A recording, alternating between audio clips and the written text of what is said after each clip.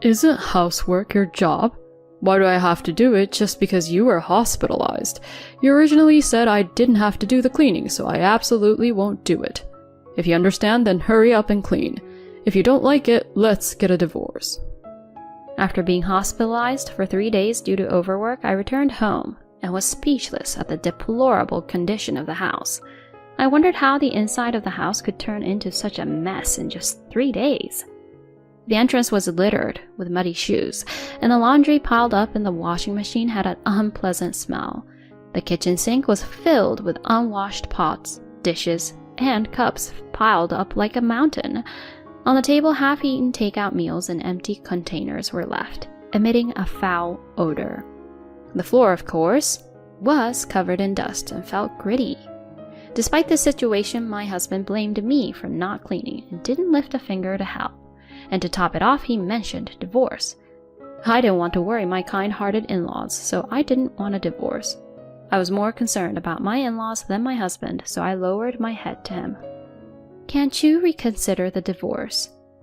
My husband smirked as if he had expected me to say that. Sure, if you really don't want a divorce. My name is Johanna. I love my job. And before I knew it, I was in my 40s. Even so, I didn't mind it too much, but my parents felt sorry for me and started arranging matchmaking meetings. I initially declined the first few proposals, stating my love for work and how I absolutely didn't want to get married.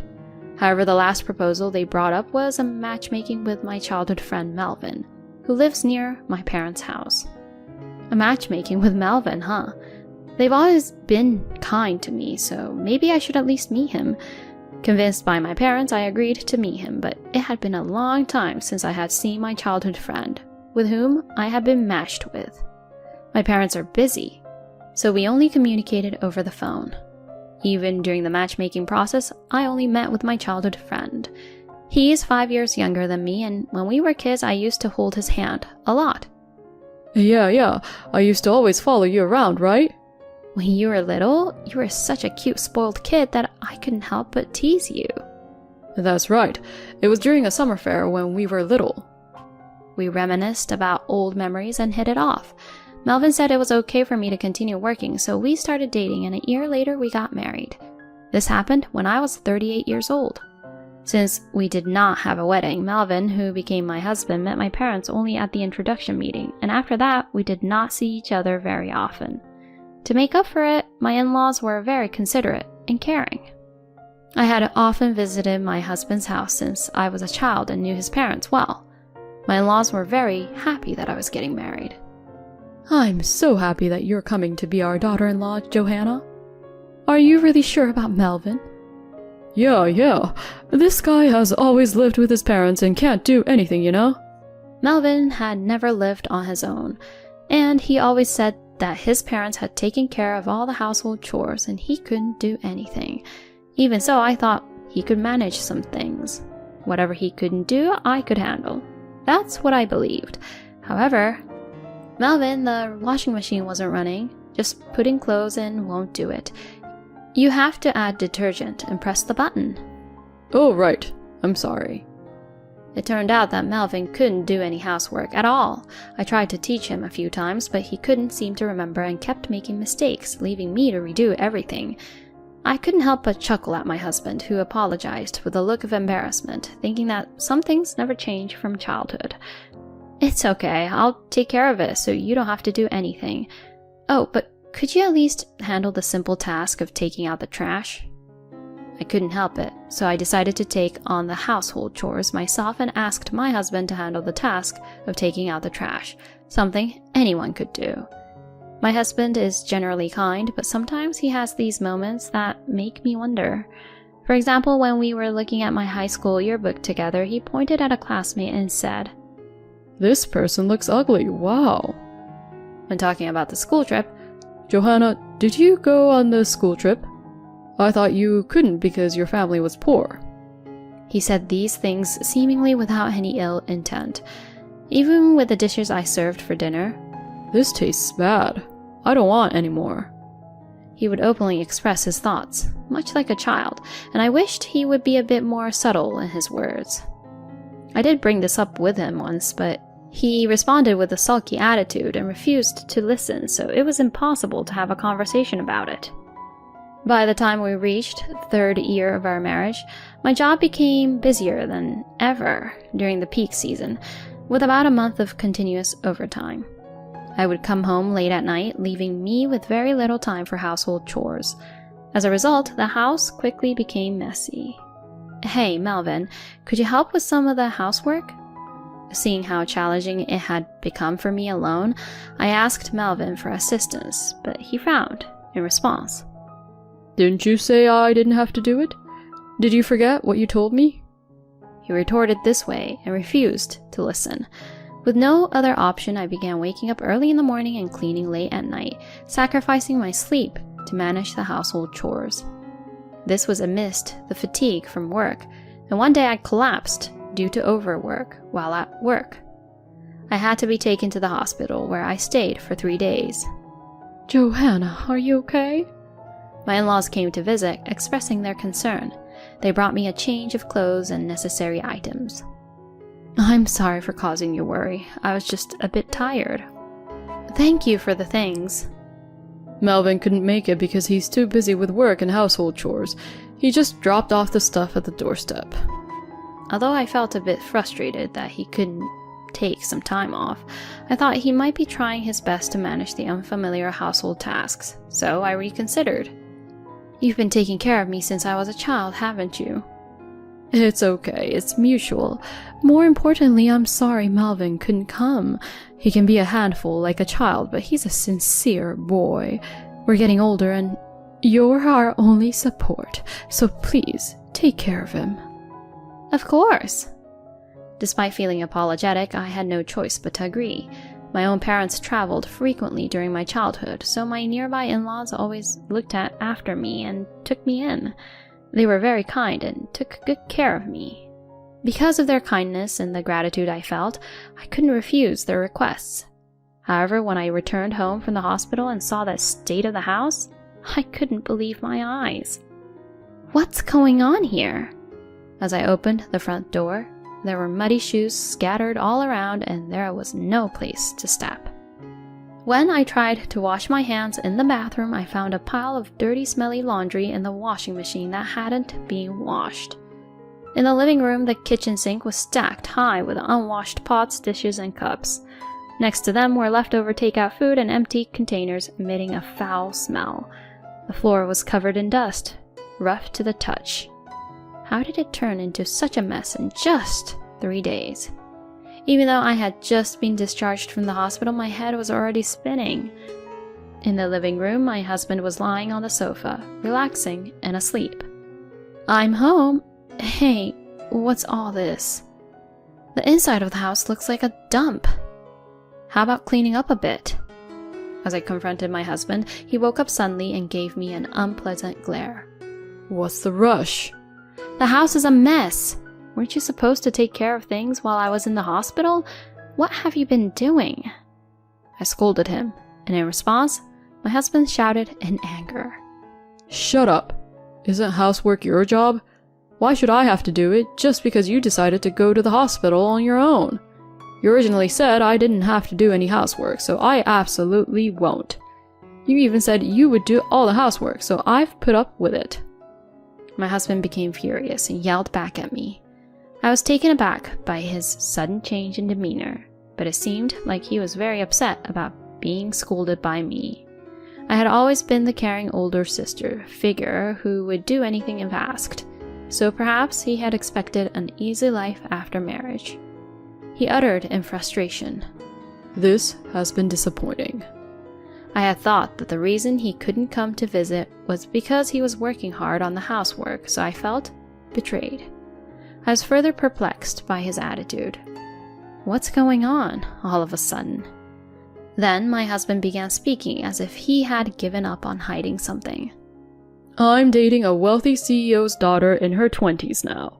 She's much younger and more attractive than you, and her family is rich. Plus, she's an excellent cook. You're nothing like her. There's no benefit for me in being with you anymore, so let's get a divorce." His words left me in shock. My husband had been having an affair. While I was busy with work and house chores, I hadn't noticed his change during those busy days. I'll pay you alimony, you know. About $1,000. My husband, unfazed by my reaction, said with a laugh, I should probably divorce such a husband quickly. I understand that, but my in-laws were on my mind. My in-laws had asked me to take care of Melvin. If I divorced him in this state, it would only burden my elderly in-laws. Thinking about that, I couldn't bring myself to agree to a divorce. Could you reconsider the divorce? When I lowered my head to my husband, he gave me a triumphant look. I didn't know you liked me that much. Fine, we won't divorce, but you'll do all the housework, from taking out the trash and everything else. I won't do anything. Also, I plan to quit my current job and change careers, so you'll have to cover all the living expenses during that time. Oh, and improve your cooking skills. If you can't accept these conditions, then it's divorce. Understood. Reluctantly, I accepted these terms, feeling like a servant. A week later, my in-laws who came to check on me visited my home, so I opened the door. Johanna, how are you feeling? When my parents-in-law saw my face, they turned pale. Is something wrong? Never mind that. Just look in the mirror. Being dragged by my mother-in-law, I went to the bathroom and looked in the mirror as instructed. There, I was shocked. What is this? In the mirror, I saw a gaunt, disheveled figure with pale skin and a lifeless expression. I had been so busy with work, house chores, and taking care of my husband that I never took the time to look at myself in the mirror. To think I looked like this. My parents-in-law, upon seeing my condition, cried. I'm so sorry, Johanna. You should just leave Melvin. We are truly sorry for burdening you. You don't need to worry about us. Please, divorce that guy. They repeated their apologies many times. Afterward, we had a family meeting and the divorce was finalized, with my husband agreeing to pay proper alimony, not just the $1,000 he initially suggested. It seemed my husband never had any intention of continuing our married life. He had merely used me as an ATM for living expenses during his period of unemployment. My parents-in-law were furious with him and demanded an apology, but I, exhausted, declined their request and returned to my parents' home. The alimony was successfully transferred, and a month after the divorce was finalized, my parents had reserved a fancy restaurant for me today. As I waited for my parents, who were running late due to work, I was surprised to hear someone say, "Huh?" I turned around and saw my ex-husband standing there with a smirk on his face. Beside him was his new wife. Isn't it, Johanna? You've aged, haven't you? You don't look 41. And you, just because you got alimony from me doesn't mean a place like this is suitable for a poor person like you, right? My ex-husband said, making a mockery of me. Leah is completely different. Her face and skin are much better than yours. A woman in her 20s is definitely fresher than a old hag. Plus, I'm happy because I married the president's daughter. Divorcing a poor person like you was the right choice. My ex-husband started boasting about his new spouse. When he mentioned a name, it sounded familiar. I couldn't help but stare intently at the new spouse. The moment the new spouse awkwardly looked away, I suddenly realized. I see, that's how it was. Melvin, you've been mocking me for so long, but the foolish one here is you. I'll give it back to you twice as hard. Understanding everything, a little smirk escaped from me. Ignorance is bliss. My condolences. What do you mean? Don't make excuses just because you're frustrated. As my ex-husband continued to confront me, I explained to him. Your new spouse, Leah, was my classmate, you know. Huh? What are you talking about? Leah is in her 20s. Do you seriously think you can pass for being in your 20s yourself? No, Leah is different. She's the same age as me, but she's lied about her age. She's probably had some plastic surgery to look younger. Do you remember when you saw my high school album and called someone ugly? That was Leah. I recognized her because there's a resemblance. Saying this, Johanna's husband looked wide-eyed at his new spouse. No, you've got it wrong. As the new spouse denied it, while acting suspiciously, I managed to guess her personal information. Come to think of it, you had a distinctive mole on the back of your neck, didn't you? I remember because our classmates used to tease you about it. Upon hearing their accusation, the husband turned pale. It seemed to be true. When confronted by her husband, the new spouse confessed. It turns out, the new spouse had a complex about her face and ended up repeatedly getting plastic surgery, leading to a dependence on it. She also lied about their age. My ex-husband was dumbfounded by the confession of his new spouse, but I have more money than you, he shouted. I sighed at my ex-husband's words. It seems like you've been mistaken for 41 years, but I'm not poor. My parents were busy running a company, that's all. In other words, I'm a president's daughter, and our family is reasonably well off. It seems my ex-husband used to think of me as a poor child who was often left in others' care when I was young, assuming my parents were desperately working. However, it turns out it was my ex-husband's parents who received financial support by taking care of me. While my parents' house was small for our family to live in, they mostly stayed at the company overnight, so the house was originally purchased for my use by them. By the way, the reason I worked so hard was not because I was poor, but because I didn't want to lose to my parents. I wanted to show them I could succeed on my own. When I told him this, my ex-husband was in a state of shock. That's when my parents arrived. I've heard everything. Dad is furious and giving a lecture to my ex-husband. Mom is smiling faintly, but it's the face she makes when she's angry. In this unexpected situation, my ex-husband turns pale and panics. Then the surprised manager arrives due to my dad's orders and tries to kick them out. What are you doing? Aaliyah is the president's daughter, you know? And yet, do you really think it's okay to treat her like this? In response to the shouting ex-husband, my mom chuckles. You don't know anything, dear. Her family's in the red and on the brink of bankruptcy. Their company has so few employees you can count them on one hand. It's a tiny, struggling business. That's... My mother revealed the truth, and my ex-husband and his new spouse seemed on the verge of starting a fight, eventually being escorted out by the manager. I couldn't help but think, serves him right. Afterward, my parents sincerely apologized to me. My parents talked about how they pushed for my marriage to my ex-husband just because his parents were nice people. I didn't blame my parents because I had similar thoughts.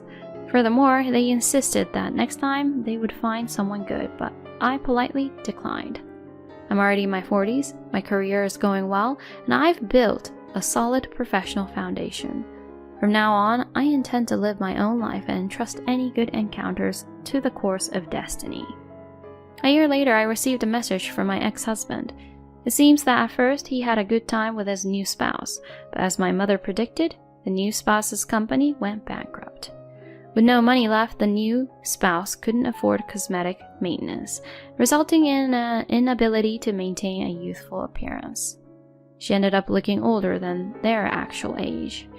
My ex-husband tried to get a divorce, but it seems his new spouse refused, reasoning that they had finally gotten married. Furthermore, my ex-husband has been abandoned by both his ex-in-laws and can't return to his family home. He's also been shunned by friends, so it seems he has no one to turn to. He doesn't have a job, and even part-time work doesn't last long for him. He came to me asking for alimony, claiming he's in financial trouble. But of course, there's no way I'll give him any. When I told him that if he contacts me again, I'll consult a lawyer, he never reached out again.